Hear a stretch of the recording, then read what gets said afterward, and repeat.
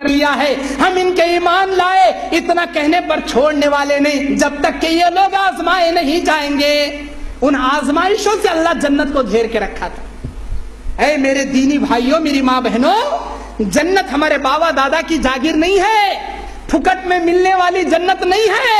اس جنت کو پانے کے لیے اللہ کو راضی کرنے والی زندگی تمہیں بتانا پڑے گا، ہر قسم کی قربانیاں تمہیں دینا پڑے گا، جیسے صحابہ کرام نے قربانیاں پیش کی۔ ہر قسم کے اپنی زندگی کے تن کو، من کو، دھن کو، وقت کو، مال کو، ہر چیز کو اللہ کے راہ میں قربان کرنا پڑے گا، تب جا کر جنت ملے گی۔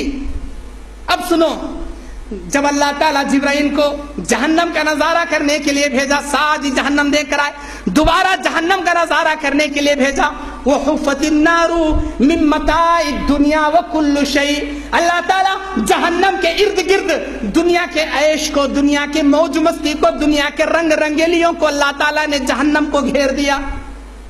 جہنم کے آزو بازو یہ کلب خانے ہیں، یہ پارک ہے جس میں لڑکیوں کو لے جا کر عیاشی کرتے ہیں، یہ غلیظ غلیظ موبائل ہیں جس کے اندر نوجوان لڑکے بلوٹوتھ کے ذریعے گندے گندے تصویریں لاتے ہیں، گندے گندے میسیجز ٹائپ کر کے سینڈ کرتے ہیں، یا گندے گندے میموری کارڈ کے اندر کلپنگ رکھتے ہیں۔ اس جہنم کے آزو بازو ناچ گانے ہیں، ڈھول تاشے ہیں، موج مستیاں ہیں، زنا ہے، شراب ہے، جھوٹ ہے، مکر ہے، قتل و غارت گیری ہے۔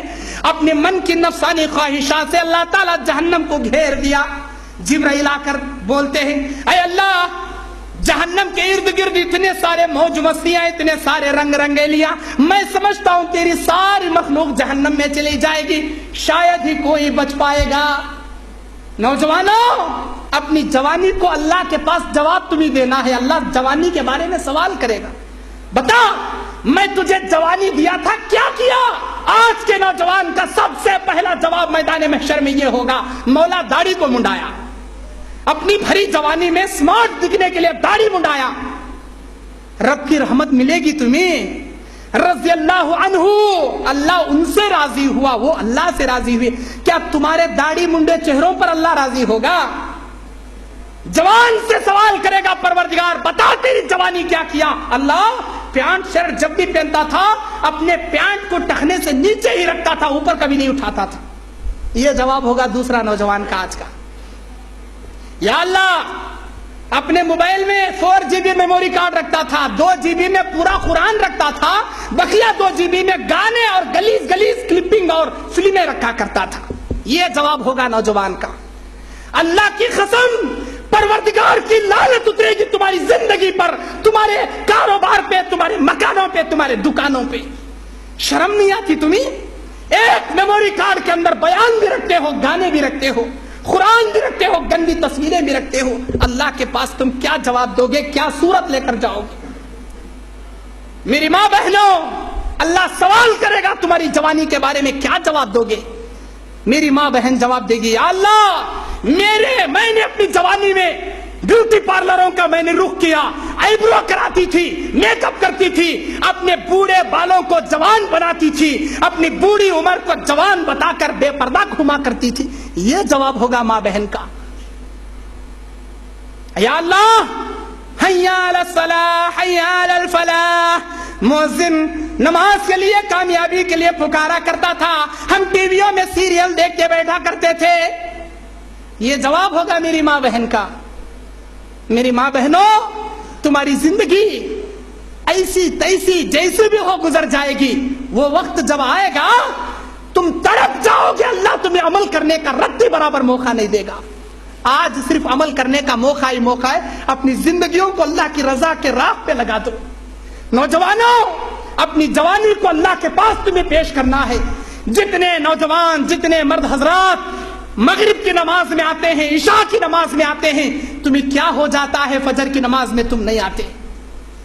اللہ کے رسول نے فرمایا، میری امت کے منافقوں پر 2 نمازیں بھاری پڑتی ہیں، ایک فجر کی نماز، ایک عشاء کی نماز۔ فجر میں نہیں آنے والوں، اپنے آپ کو مومن مت کہو، اپنے ایمان کو مومنوں کے ترازو میں مت رکھو، منافقوں کے ترازو میں رکھو۔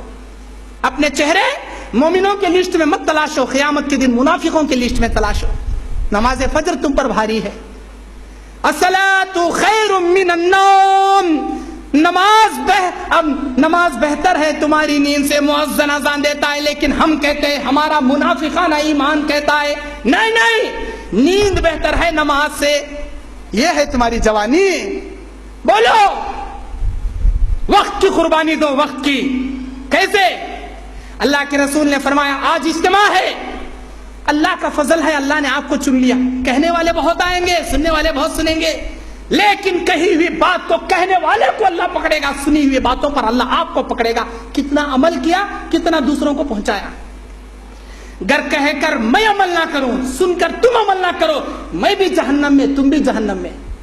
اللہ محفوظ کرے ہم کو بدعملی سے، عمل کی توفیق عطا کرے ہم سب کو۔ قیامت کے میدان میں اللہ تبارک و تعالیٰ قربانیاں پیش کرنے والے کو قریب کرے گا۔ یہ قربانی کیا ہے؟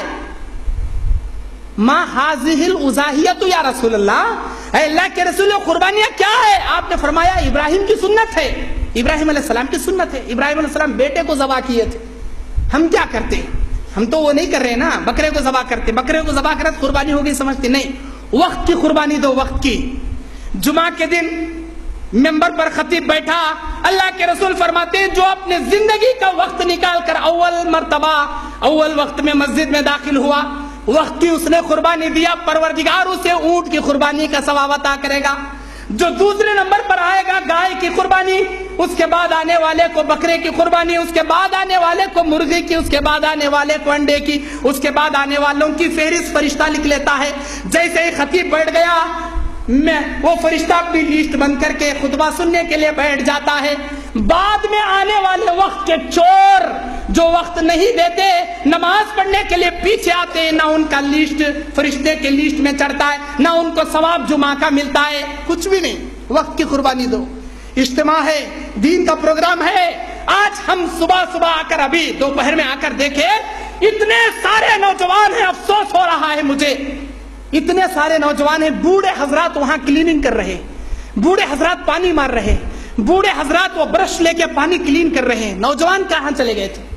کہاں چلے گئے تھے نوجوان؟